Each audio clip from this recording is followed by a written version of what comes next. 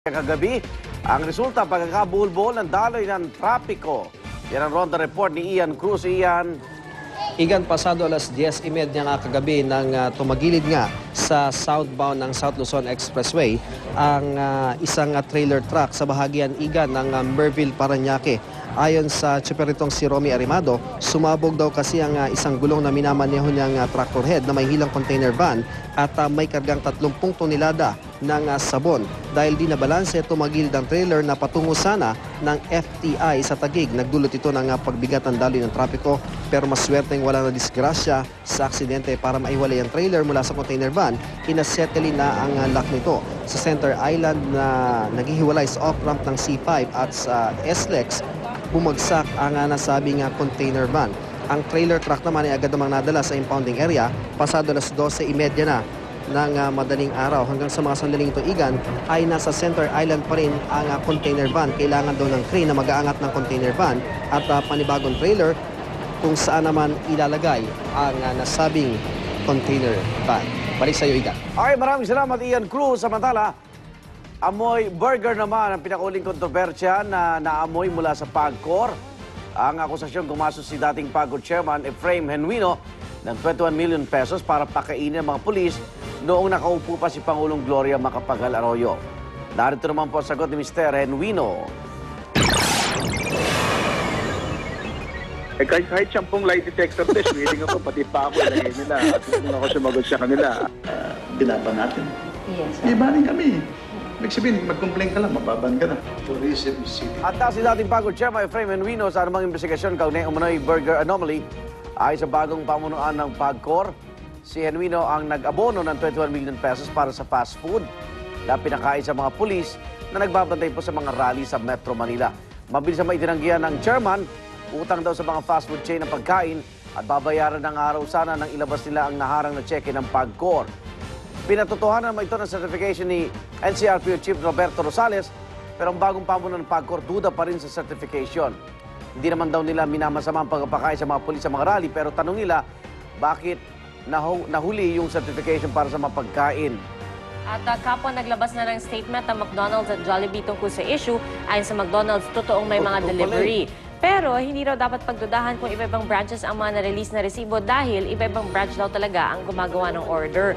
At hindi rin daw dapat pagdudahan ang magkakadikit na petsa ng mga resibo. Hindi raw ibig sabihin na sa petsa niyan i-deliver ang pagkain, kaya hindi pwede ipagpalagay na isang bagsakan lang na dineliver at kinain ang milyong halaga ng fast food. At sa panig naman ng Jollibee, isang beses lang daw sila kinomisyon ng PAGCOR na halagang 1 million pesos. Ganyan daw ang halaga ng mga pagkain na i-deliver nila para sa mga pulis na naka-duty sa mga rally kapag Labor Day. So 20 million worth yung McDonald's, 1 million lang sa Jollibee. Ang Jollibee. Pero ito hindi ko isang araw lang eh. Lahat ng rally na nangyayari. Lahat ng rally, panay rally kay Gloria nun, di ba?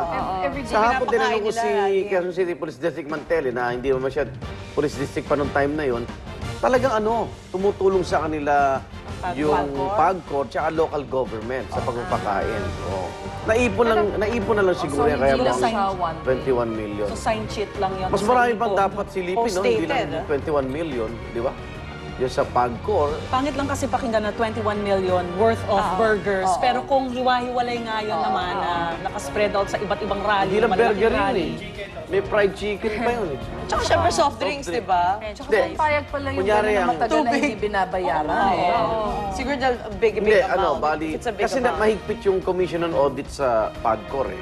Kaya hindi nila agad babayaran yun. So, may mga nagka-abono talaga. Kasi ito reimbursement, di ba? Ganun naman talaga eh. Sabagay. Oh. Ano kaya yung period na yun? 21 million for the period 6 of... months ang sinabi sa akin kahapon ni PAGCOR chairman. 6 months. 6 months. Oh, ni dating PAGCOR chairman. Pero kung yung mga kinunan niyo ng pagkain, sinabi namang walang masama, so wala palang masama, di ba? Basta may Dahil yung resibo 21 million, hindi pa siya binabayaran sila.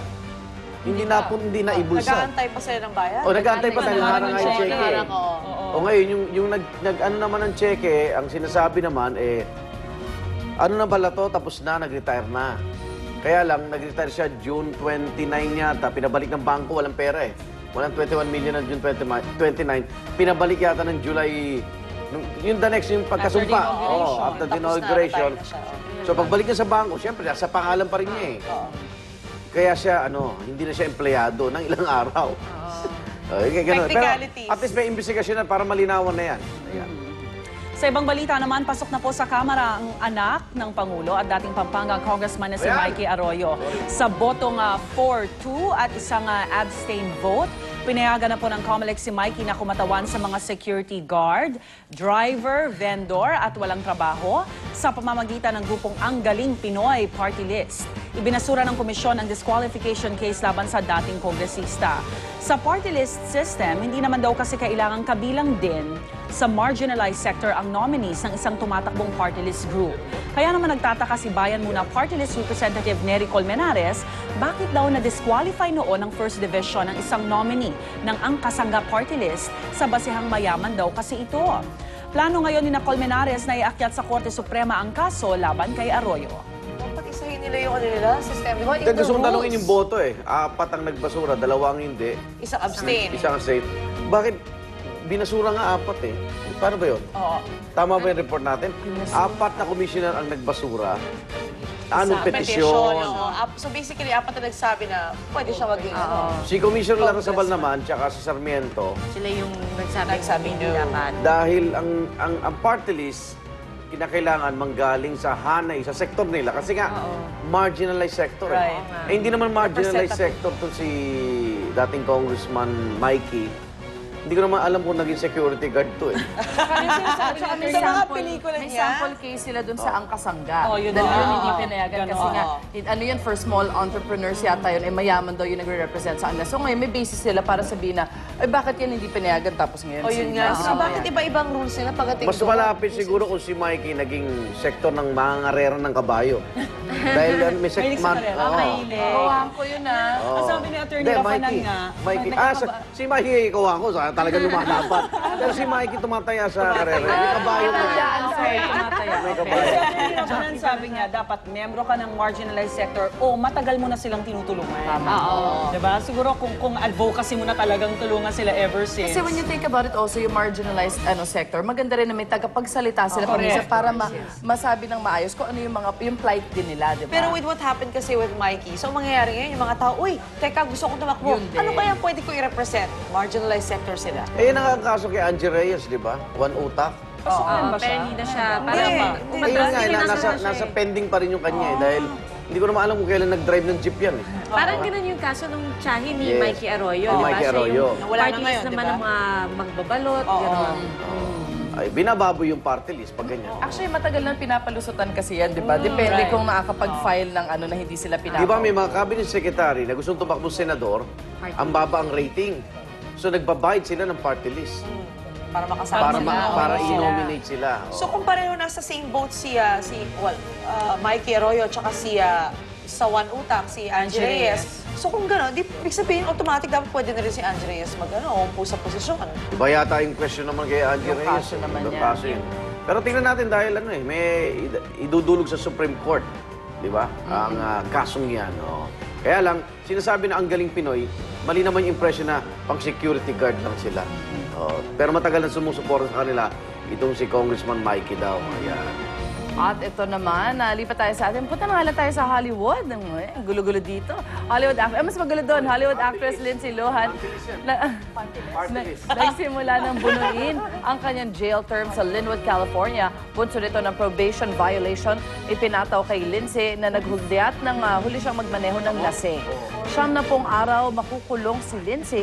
Kaya naman labis-labis ang lungkot ng kanyang mga magulang, kapatid at ng ilang fans habang inilabas si Lindsay mula sa Beverly Hills courtroom para dalhin na sa detention center sa Linwood. Might be good for her. Baka ito na pagkakataon niya to actually Dito, di ba, pag change. nagpaneho ng lasing, wala lang.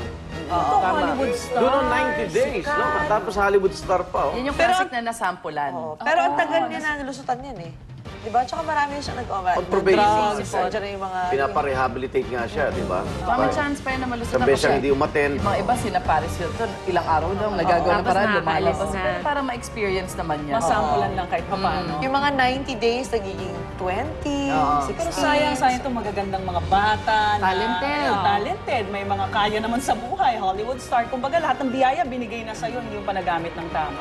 Panoorin natin itong Parent Trap. Kulang dyan yun. Kulang sa kanya yung magmamahal.